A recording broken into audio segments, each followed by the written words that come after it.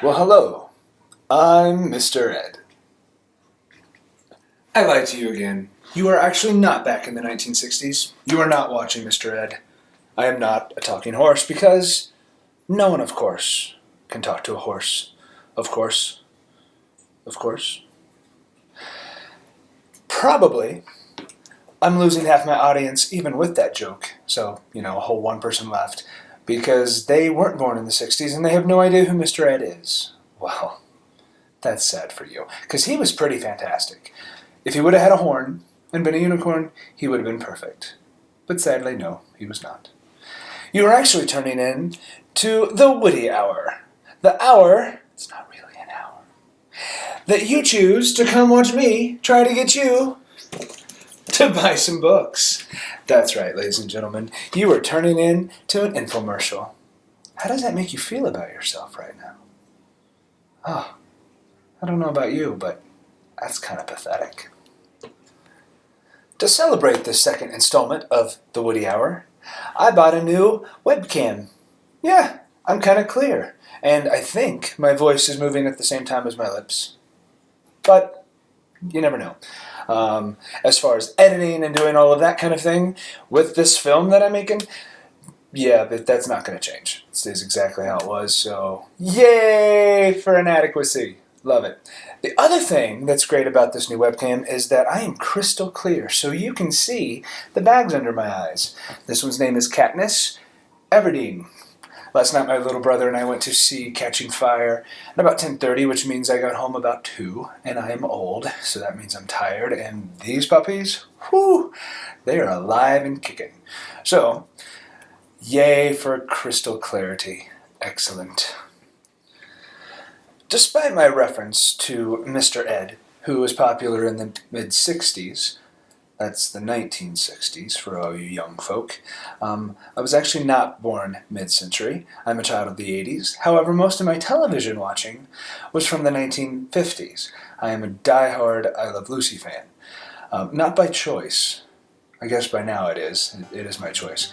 But I came from a very, very conservative Midwestern, Bible Belt, Missouri, Southern Ozarks kind of family. And wasn't allowed to watch anything that any of my peers were watching. I really wanted to watch the cartoon Dungeons and Dragons that was on. I don't know if any of you remember that. I was desperate to watch it because just like I was complaining about Mr. Ed, he wasn't a unicorn. But in Dungeons and Dragons, they had a little unicorn. Couldn't watch that. No. But I could watch Mr. Ed. So, and in that vein of being a child of the 80s, that's going to be sort of the theme today, at least for our community service. You are not going to want to miss a community service. It will change your life. Truly. But it is time for Random Story Hour, where you learn something about me or one of my puppies that you don't want to know. You definitely don't need to know, and it probably will make your life a little less fulfilled knowing it. So, my story for you, growing up in the 80s, although this happened in the early 90s, as I had mentioned, I was a fat little kid. Woo! Like, sometime I'll show you pictures. You are going to feel so good about yourself. But around 7th or 8th grade, my mom made me quit eating. Not completely, but, at least made me stay right where I was and not continue to eat 5 more cheeseburgers every meal. And I got skinny. Like, skinny. I miss those days. But anyway, to celebrate in my little Christian school, I ordered purple jeans from the International Mail Catalog. All right, side note. I spent 5 years in reparative therapy later on, to be straight, to like the girls. Worked really well. If someone would have just gone, wait a minute, you were shopping in the International Mail Catalog in 7th grade, ain't nothing gonna fix that.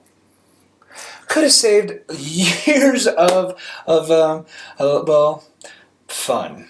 Years of fun. And thousands of dollars. But anyway, I digress. International Mail. If you haven't seen that, you should get it. Whoa, talk about packages. I ordered a pair of purple jeans. Bright purple jeans, because I was skinny and I was going to be beautiful.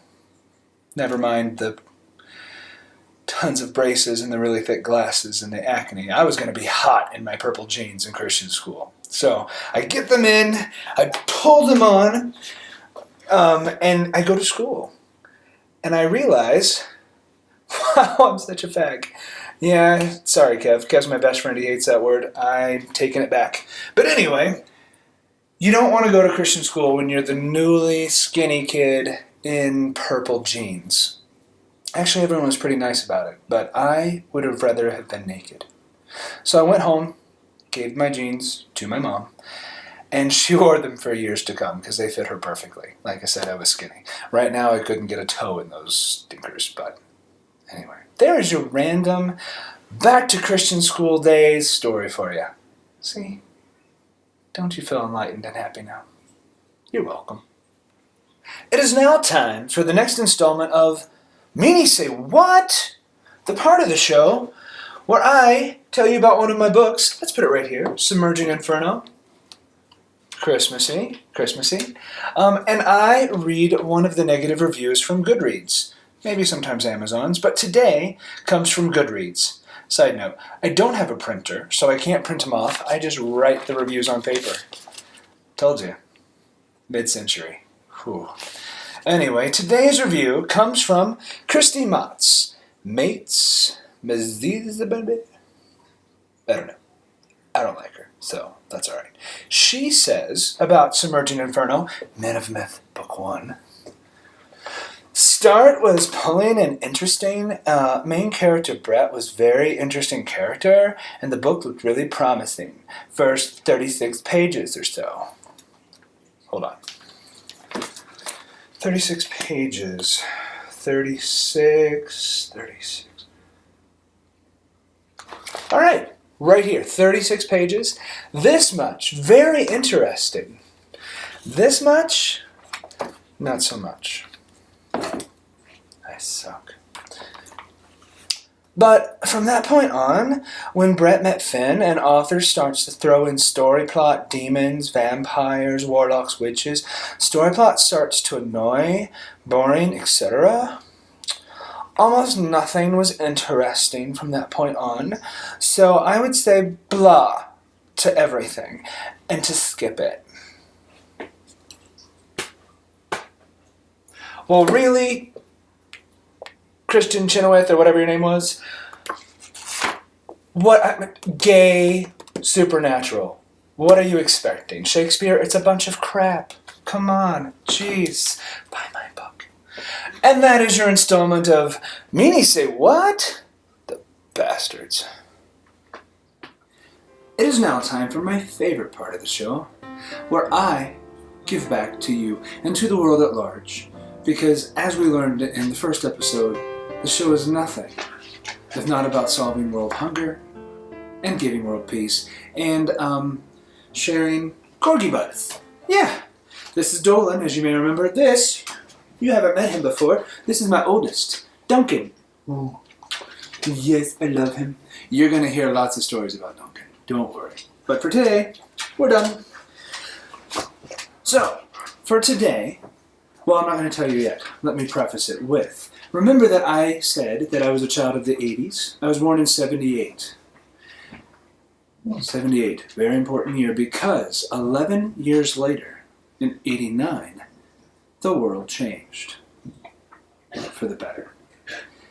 Disney decided to make a little movie, you may have heard of it, The Little Mermaid, about Ariel, the Little Mermaid.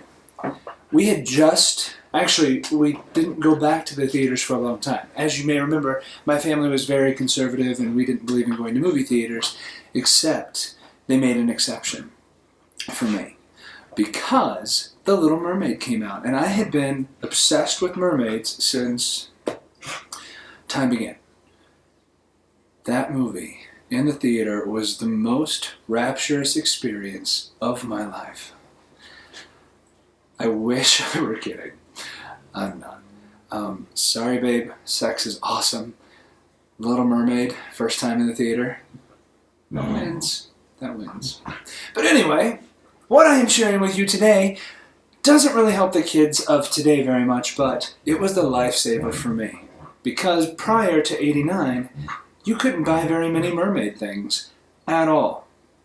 And despite being very conservative, my parents, after me begging forever, started letting me buy Barbie dolls.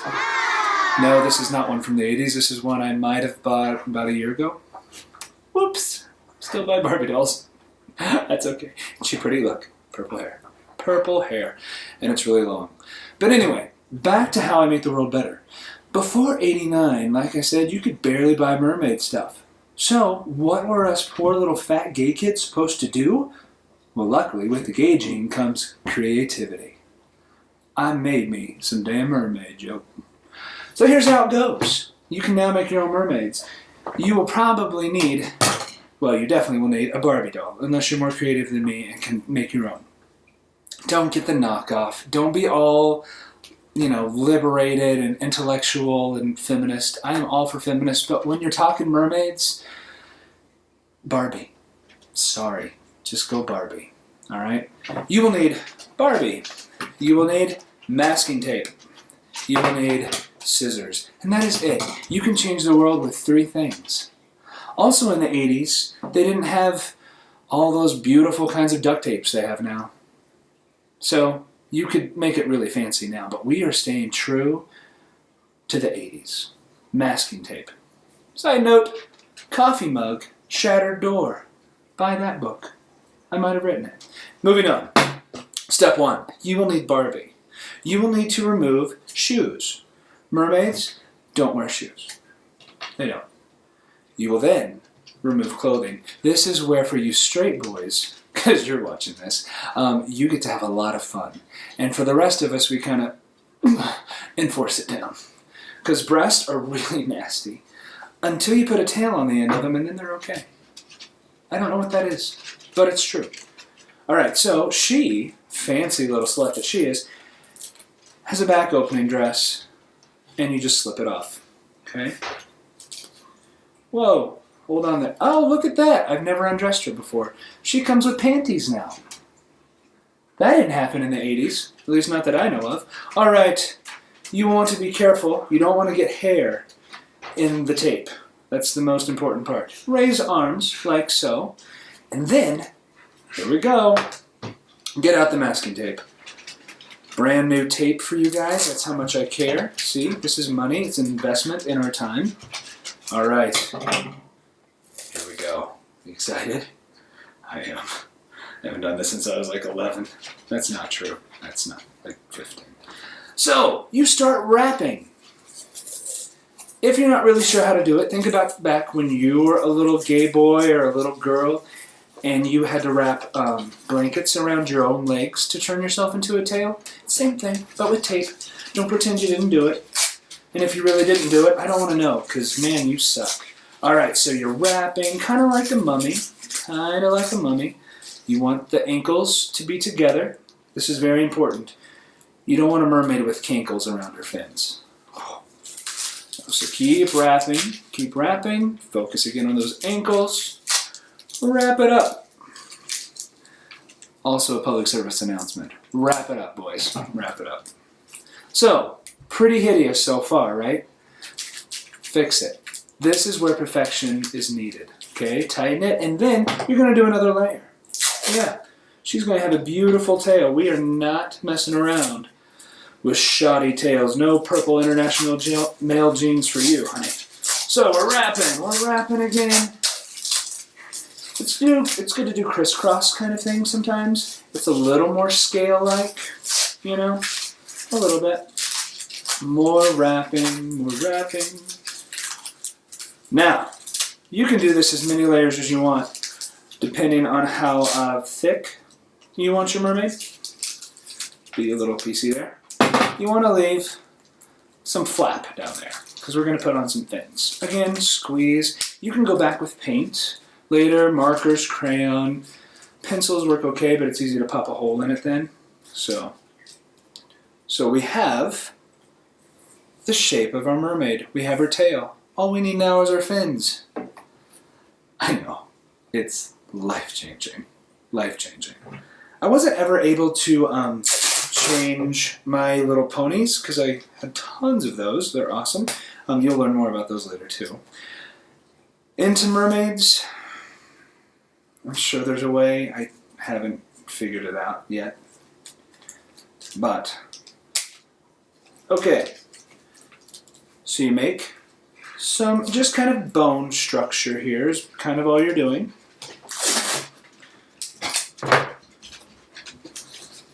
For the tail, I don't know if mermaids have bones in their fins. Maybe it depends on the species of mermaids. Could be. Hi, Dolan. Yes, we're making mermaids today. Isn't that awesome? I know. Yeah, I'm excited too. Yay, mermaids! Yay, mermaids! Go away. Mermaids are more important. Back off. Whew, a needy little bitch, isn't he? All right. So, and you can do your fins however you want. You really can. It's up to you. As long as you're making a mermaid, there's nothing you can do wrong. Nothing. It can be like a dolphin fin, it could be a lionfish kind of fins with the poison dart kind of needles coming out of it. Sexy. Nothing sexy like dangerous, alright? Awesome. You can do whatever your little heart desires. Mermaids love you. They're not going to be mad as long as you're nice to them. If you have, stuff you don't want, just trim it. Just trim it. Kind of like what you did when you made the bows for your Christmas packages. Because I know you guys have been working on that this week. Right? You can shape it. Boop. I do boop a lot. I'm not sure why. That's okay. She's a little uneven. That's alright. It can be. I said perfection was needed, but it's not really. An uneven is okay. From what I hear, girls' breasts are a little uneven. And from research I've done, testicles are too. Little, fins can be the same thing. So there you have it. You now can make your own mermaid dolls. Just like this. You may be tempted to bring the fins and the scales up to cover. That's not a mermaid. Why would God make that? That's not how it works. No. Half human, half fish. Okay? Don't sugarcoat it. So there you have it. You can make your own mermaids.